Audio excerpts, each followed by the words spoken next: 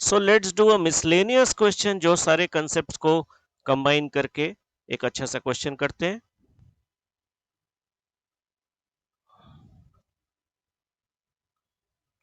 तो इसको रीड कर लीजिए।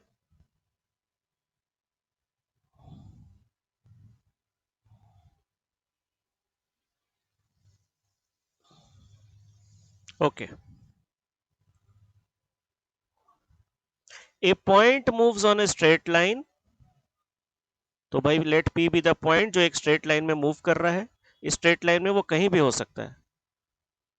If q1, 4 and r so and so are fixed, q1, 4 and r so and so is fixed, ये दोनों फिक्स पॉइंट है, ठीक है। तो मेरे पास राइट नाउ एक मूविंग पॉइंट p है और दो फिक्स पॉइंट है आगे। Then the locus of centroid of this triangle, इस ट्राइंगल का एक सेंट्रॉइड होगा। Let the centroid be h, k, h, k। तो सिंस ये पॉइंट P मूविंग है तो हमें बहुत सारा ट्राइंगल मिलेगा और हर ट्राइंगल का अलग अलग सेंट्रॉइड होगा। बहुत सपोज पॉइंट P यहाँ है तो मुझे एक और ट्राइंगल मिलेगा, उसका एक न्यू सेंट्रॉइड मिलेगा। तो ये सारे सेंट्रॉइड्स को ज्वाइन करके जो मुझे कर्व मिलने वाला है, जो इक्वेशन मिलने वाला है, वो होगा लोकस हमारा। वो स्ट्रेट लाइन हो सकता है, कर्व हो सकता है, वो कुछ भी हो सकता है। तो लोकस का कंसेप्ट यही है कि एक वेरिएबल पॉइंट पी अगर है तो वो मूव कर रहा है, तो पॉइंट पी अगर कहीं और होगा तो एक न्यू ट्राइंगल मिलेगा, मुझे एक न्यू सेंट्रॉइड मिलेगा। इस तरह से बहुत सारे ट्राइंगल मिलेंगे, बहुत सारे सेंट्रॉइड मिलेंगे। सारे सेंट्रॉइड, अगर सेंट्रॉइड का लोकस चाहिए तो सारे सेंट्रॉइड्स को आप ज्वाइन कर दोगे तो अब जो भी इक्वेशन मिलेगा वही आपका लोकस है। तो ये लोकस का भी एक रिवीजन छोटा सा हो गया।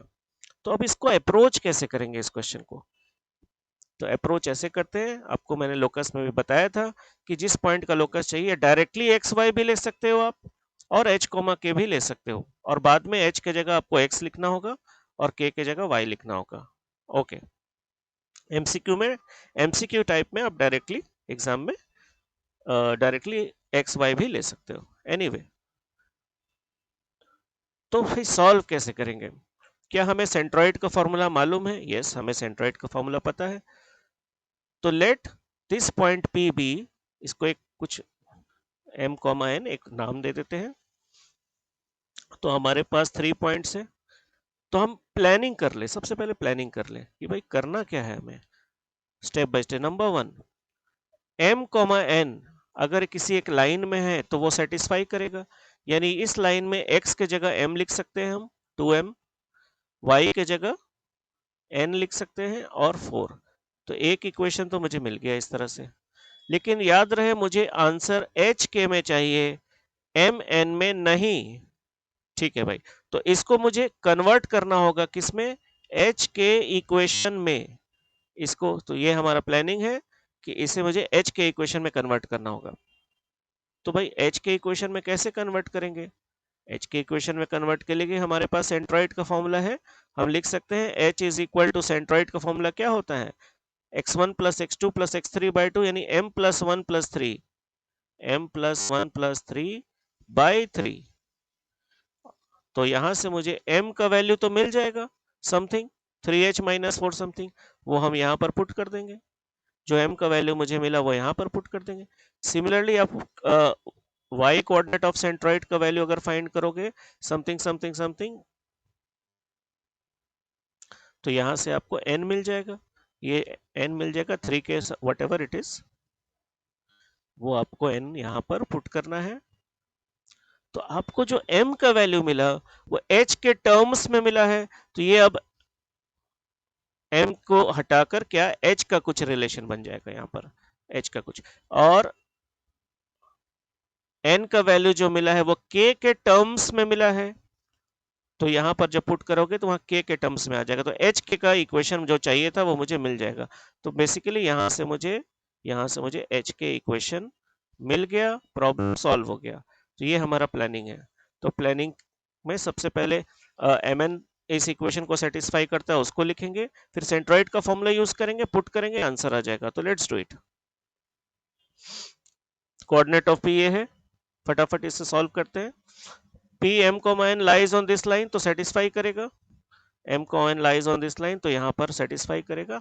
ये देखो भाई, x के जगह m और y के जगह प्लेस में n पुट कर दिया मैंने। तो ये हमारे इक्वेशन नंबर 1 हो गया एक। ठीक है, अब मुझे mn को हटाकर क्या करना है? एच के का इक्वेशन बनाना है। तो एच के का इक्वेशन कैसे बनेगा, हमें सेंट्रोइड का फॉर्मूला यूज करना होगा। This is m comma n, तो सेंट्रोइड का फॉर्मूला यूज करते हैं। ये लो भाई, सेंट्रोइड का फॉर्मूला एक्स कोऑर्डिनेट क्या हो गया, m प्लस 1 प्लस 3/3 हो गया। और उसके बाद यहां से सॉल्व करेंगे थोड़ा सा, तो m का वैल्यू 3h माइनस 4 आराम से आ गया, बहुत इजी है, 3h माइनस 4 m मिल गया। इस m को हम क्या करेंगे, वापस यहां पर पुट करने वाले हैं थोड़ी देर बाद, ठीक है। तो x कोऑर्डिनेट ऑफ सेंट्रोइड से इतना इंफॉर्मेशन मिला, y कोऑर्डिनेट ऑफ सेंट्रोइड क्या है k, तो k का वैल्यू ये हो जाएगा x1 I mean y1 plus y2 plus y3/3 m plus 4 minus 2/3, यहां से मुझे n का वैल्यू मिल गया k के टर्म्स में, राइट। और ये n का वैल्यू हम वापस जाके यहां पर पुट करने वाले हैं थोड़ी देर बाद। तो चलो भाई, एम एन का वैल्यू मुझे मिल चुका है। सो m का वैल्यू मिल गया है, k का वैल्यू मिल गया, इनको जाकर यहां पर और यहां पर पुट कर दे। तो since m comma n lies on this line, तो ये वाला चीज मैंने फिर से लिख दिया। और उसके बाद वैल्यू पुट करने वाले हैं हम। ये लो भाई, m के प्लेस में ये लिख दिया, n के प्लेस में ये लिख दिया जो यहां से मुझे मिला था, और ये हमको थोड़ा सिंप्लीफाई करेंगे, मुझे आंसर मिल जाएगा। और लोकस में आप जानते हो x लिखना पड़ता है, इसके जगह y लिखना पड़ता है, h के जगह x, k के जगह y, और फाइनल आंसर तो एक्स वाई में देना होगा, राइट। तो एक्स वाई में आंसर आ गया, दिस इज अवर आंसर। ये बहुत रिसेंट क्वेश्चन आया था और कितना इंटरेस्टिंग क्वेश्चन भी है, रिसेंट क्वेश्चन आया था ये। ये एक्चुअली 2019 में एकदम रिसेंट क्वेश्चन आया था 2019 में। तो देखो कितना इजीली हमने सॉल्व कर लिया, क्योंकि हमारा कंसेप्ट क्लियर है, ठीक है। अब आपसे ये पूछा गया है, ये जो मैंने निकाला है इक्वेशन ऑफ द लोकस, ये तो ऑप्शन में ही नहीं है, ये तो ऑप्शन में ही नहीं है। तो चलो ध्यान से देखते हैं पूछा क्या गया है। Then the locus of the centroid, option है parallel to X axis, Y axis ये हो। तो भाई ये लाइन तो पैरेलल टू एक्स एक्सिस नहीं है, क्योंकि पैरेलल टू एक्स एक्सिस क्या होता है, y is equal to some constant type. ये y equal to some constant नहीं है, यहाँ x का भी कुछ कोफिशिएंट है, तो ये नहीं होगा। पैरेलल टू y एक्सिस होता है x equal to some constant type, तो यहाँ पर x equal to some constant type का इक्वेशन है ही नहीं है, यहाँ तो एक्स्ट्रा y भी है, तो ये भी नहीं होगा, तो ये दोनों नहीं होगा। चलो ठीक है। स्लोप है, स्लोप स्लोप, तो स्लोप कैलकुलेट कर लेते हैं। स्लोप का फॉर्मूला था minus coefficient of x by coefficient of y. तो कोफिशिएंट ऑफ एक्स क्या है 6, कोफिशिएंट ऑफ वाई क्या होगा -9, माइनस को भूल मत जाइएगा, -9। तो आंसर हो गया +2/3, +2/3 कहाँ कहाँ यहाँ, तो ये हमारा आंसर हो गया। अब क्वेश्चन पूरा सॉल्व हो गया है, यही क्वेश्चन था इंटरेस्टिंग सा। तो चलो इसको कर लेते हैं, minus coefficient of x by coefficient of y. देखो ये फॉर्मूला काम में आया ना हमारा, इसीलिए मैंने पहले ही बता दिया था आपको।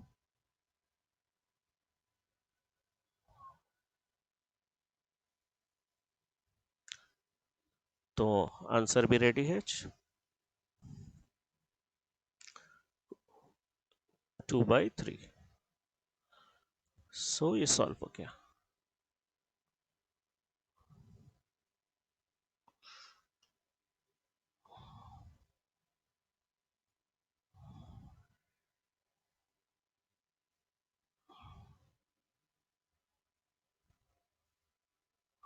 तो मिसलेनियस क्वेश्चन हो गया। अब मैं आपको एक और क्लास वर्क दूंगा, क्लास वर्क 3, इसको अच्छे से रीड कर लीजिए और इसको सॉल्व कीजिए राइट नाउ, और आंसर बता दीजिए कमेंट सेक्शन में।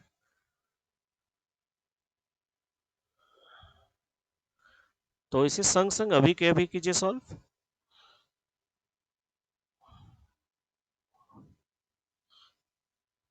एक लाइन पास करता है 2 पॉइंट से, ए और बी चाहिए, कितना इजी क्वेश्चन है ये, मैं कुछ बोलना ही नहीं चाहते हैं इसके बारे में। चलो ठीक है, इतना भरोसा है कि आप इसे थोड़ा सा ध्यान से करेंगे तो सॉल्व हो जाएगा। चलो देखते हैं। सो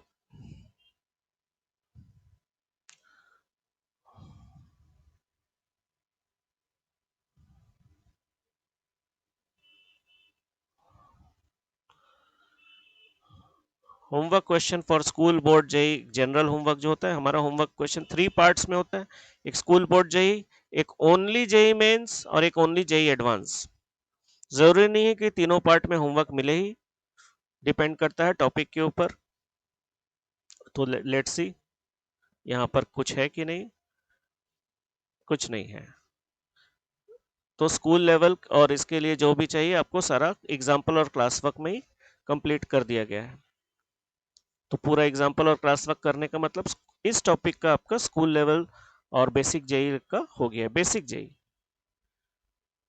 और फॉर जेई मेन लेवल का क्वेश्चन देखते हैं। So yes, we have a question. एक आइसोसेलेस ट्राइंगल का 2 पॉइंट्स गिवन है, आइसोसेलेस ट्राइंगल का 2 पॉइंट्स गिवन है जो बेस का है। तो एक आइसोसेलेस ट्राइंगल हमारे पास है, बेस का 2 पॉइंट्स गिवन है। Equation of one of the side is x equal to 2 है। याद रखना x equal to 2 is a line parallel to y axis, right, it is parallel to y axis. तो उस type का line है ये। तो equation of one of the side, इन तीनों में से 3 साइड्स जो है इनमें से कोई एक side is x equal to 2 है। Find the area of the triangle. JEE main level का है तो थोड़ा सा तो स्टैंडर्ड क्वेश्चन हो गई, एंड यू कैन सी ये एग्जाम में भी आ चुका है। ठीक है, नेक्स्ट होमवर्क। इस स्ट्रेट लाइन में कोई एक पॉइंट है जो इक्वी डिस्टेंस है फ्रॉम कोऑर्डिनेट एक्सिस। मतलब एक पॉइंट P है, यहां पर मैं आपको बता देता हूं, पी एक्स कॉमा वाई अगर कोई पॉइंट है, इसका डिस्टेंस फ्रॉम वाई एक्सिस और इसका distance from x axis equal है, यानी P A equals to P B, ये बताया गया। तो चलो मैं आपको और एक बात बता देता हूं। एक लाइन का distance from y axis, I mean एक पॉइंट का डिस्टेंस फ्रॉम वाई एक्सिस को हम क्या कहते हैं, ये डिस्टेंस कितना है? तो आप बोलोगे सर ये डिस्टेंस है x। x करेक्ट है, एक्चुअल आंसर होता है मॉड x, क्योंकि p कहीं भी हो सकता है, p यहां भी हो सकता है, तब तो माइनस एक्स कहना पड़ेगा। डिस्टेंस तो नेगेटिव नहीं कहते हैं, इसलिए mod x answer better answer है। फिर इसका distance from x axis, point का डिस्टेंस, पॉइंट कहीं भी हो, आप मॉड यूज कीजिए फ्रीली, पॉइंट कहीं भी हो उसका टेंशन नहीं लेना पड़ेगा, तो इसको मॉड y। तो अकॉर्डिंग टू यहाँ पर mod x is equal to mod y type given है, ये मैंने एक हिंट दे दिया, इसके ऊपर ये क्वेश्चन है। तो हमारे पास जेई के लिए 2 टाइप का होमवर्क होता है, एक बेसिक होमवर्क जो स्कूल बोर्ड और जेई एक साथ कवर करता है। जेई में तो इजी लेवल क्वेश्चन भी आता है, बेसिक क्वेश्चन भी आता है, मीडियम भी आता है, हार्ड भी आता है। और जो प्योरली जेई मेन के लिए है वो एकदम स्ट्रिक्टली जेई मेन के लिए ही मेनली है।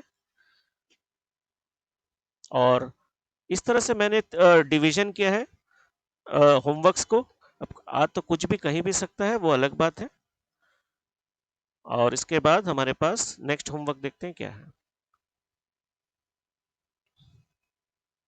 तो जेई मेन वाला सेक्शन मैंने जेई मेन को ध्यान में रख के स्पेशली उसके लिए बनाया है कि ये क्वेश्चन का ज्यादा हाई चांसेस है जेई मेन में इस टाइप का क्वेश्चन आने का, इस लेवल का क्वेश्चन। इससे आपको थोड़ा आइडिया हो जाएगा कि लेवल क्या है, बात समझ ही गए होंगे आप। चलो, तो ये नेक्स्ट क्वेश्चन, यहाँ पर ट्रिग्नोमेट्री का जरूरत पड़ेगा। तो फिर से वही बात है, मल्टी कंसेप्ट क्वेश्चन है, मल्टी चैप्टर बेस्ड है। ये चैप्टर और ट्रिग्नोमेट्री चैप्टर का मल्टीपल सब मल्टीपल जो है वो सब मिलाकर इसको बनाया गया। तो ये जेई मेन का लेवल है हुआ एक्चुअल। इसका मतलब ये नहीं कि जेई मेन में इजी क्वेश्चंस नहीं आते हैं, जो थोड़ा इजियर क्वेश्चन है वो मैंने फर्स्ट होमवर्क में दे दिया, जो थोड़ा और स्टैंडर्ड क्वेश्चन है वो मैंने प्योर जेई मेन वाले होमवर्क में दे दिया। आप समझ गए बात? ठीक है, तो इसको देख लेना। और इससे भी थोड़ा अगर हार्डर क्वेश्चन है तो वो आईटी सेक्शन में डाल दिया। आईटी सेक्शन में तो आप जानते ही हो कि हर टाइप का क्वेश्चन आता है, इंटीजर टाइप आ सकता है, more than one option correct आ सकता है। तो मैंने ट्राई किया है कुछ वैसे क्वेश्चन को भी यहाँ पर पुट करने का, जो प्रैक्टिस के लिए। तो होमवर्क वन और मोर देन वन करेक्ट हो सकता है, ये एक से ज्यादा भी करेक्ट हो सकता है। इसको देख लीजिएगा। Area of the triangle given है, A and B, again 2 vertices are given. Third vertex के बारे में, it lies on the line. तो ट्राई करना। तो मोर देन वन करेक्ट है, ये इसका मेन फीचर है। ये भी करने लायक क्वेश्चन है, मतलब इसको हम वेरी सुपर हार्ड नहीं कहेंगे, करने लायक क्वेश्चन है।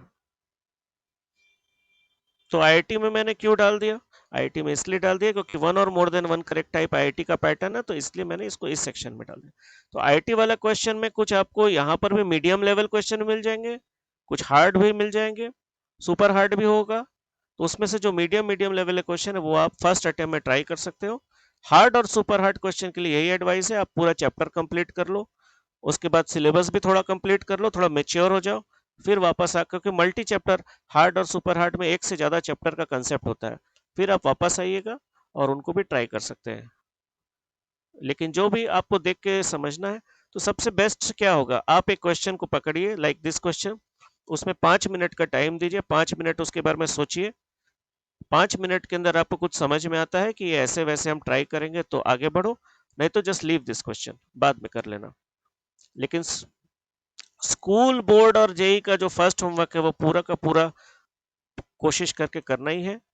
रूल वही है कि हर क्वेश्चन में आपको 5 मिनट देना है, 5 मिनट में अगर नहीं हो रहा है स्कूल बोर्ड क्वेश्चंस या कुछ जेई मेन का क्वेश्चन, या अगर आईआईटी में कुछ थोड़ा मीडियम लेवल का क्वेश्चन है, क्वेश्चन देख के समझ में आ जाता है, इसका मतलब आपको फिर से लेक्चर ठीक से सुनना है, फिर से जितना भी एग्जाम्पल और क्लास वर्क है ठीक से प्रैक्टिस करना है, कहीं ना कहीं आपके तरफ से फोकस का कमी कुछ है, और फिर वापस आना है इसको सॉल्व करने।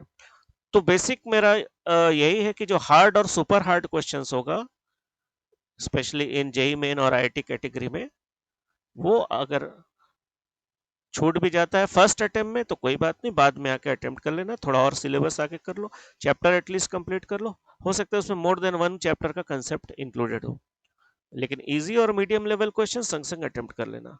तो ये आपको पता कैसे चलेगा कि इजी है, मीडियम है, हार्ड है? सिंपल रूल है, homework number 1 school board JEE सब कुछ करना है। Homework number 2 for JEE main, 5 minute के लिए आप टाइम दीजिए, 5 मिनट में आपसे हो गया तो ठीक है, और नहीं हुआ तो बाद में कर लेना। 5 मिनट में अंदर आपको पता चल जाएगा कि आपको बहुत क्लोज टू सॉल्यूशन है, आप अप्रोच, आपको आइडिया एक लग जाएगा। सिमिलरली आईआईटी जेई क्वेश्चन में हर क्वेश्चन में 5 मिनट का समय दीजिए मैक्सिमम, कोई क्वेश्चन 30 सेकंड में ही आपको समझ में आ जाएगा, क्या कोई 1 मिनट में ही समझ में आ जाएगा कि अरे क्या करना है, तो एटलीस्ट वो करना शुरू कर दो, ठीक है। और जो एकदम ही नहीं समझ में आ रहा है कि इसमें करना क्या है, आपने अच्छे से लेक्चर सुन लिया, आपको फॉर्मूला सारा याद हो गया, आपने स्कूल बोर्ड जेई के लेवल का सारे क्वेश्चन ठीक ठाक कर ही लिए, और फिर भी आपका नहीं बन रहा है, तो इसका मतलब कोई बात नहीं, अभी नहीं, बाद में आप इसको अटेम्प्ट कर लेना, थोड़ा और कुछ चैप्टर्स खत्म करने के बाद, थोड़ा और मेच्योरिटी हो जाए तब कर लेना अटेम्प्ट, थोड़ा और सिलेबस खत्म हो जाए तब। और कभी कभी देखकर ही पता चल जाता है कि अरे इसमें तो ट्रिग्नोमेट्री भी चाहिए, इसमें ये भी चाहिए, कभी कैलकुलस भी चाहिए, तो वो तो समझ में आ जाता है कि भाई उसमें मल्टी चैप्टर क्वेश्चन है ये, तो स्टूडेंट्स को समझ में आ ही जाता है कि क्या है ये। चलो नेक्स्ट क्वेश्चन देखते हैं। वन और मोर देन वन करेक्ट टाइप है, फिर से 2 वर्टिसेस गिवन है, सी लाइज ऑन द, और फिर से एरिया ऑफ द ट्राइंगल, तो सिमिलर क्वेश्चन है ये।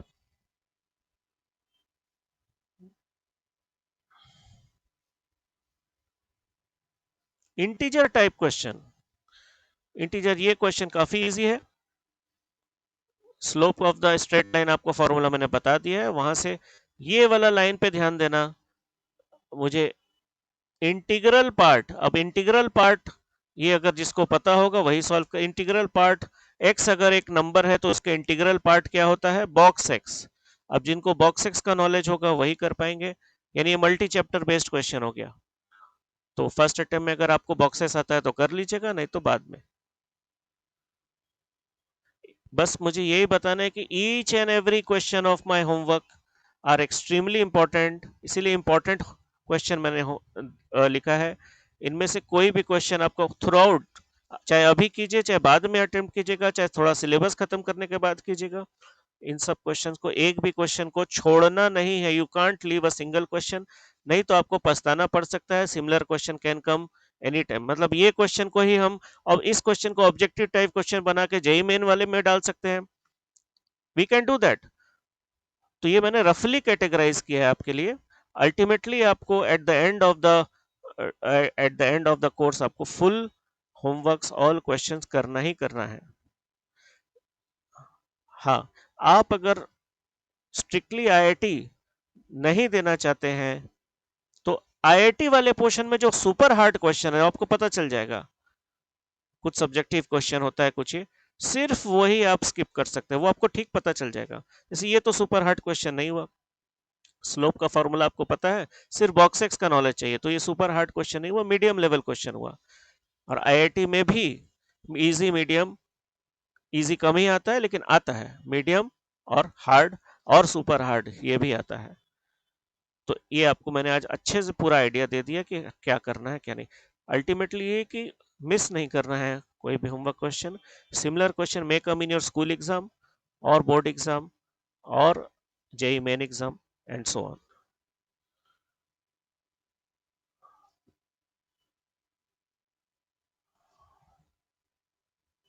तो होमवर्क क्वेश्चन करने के बाद कमेंट सेक्शन में होमवर्क क्वेश्चन का नंबर के साथ आप आंसर दे दीजिएगा।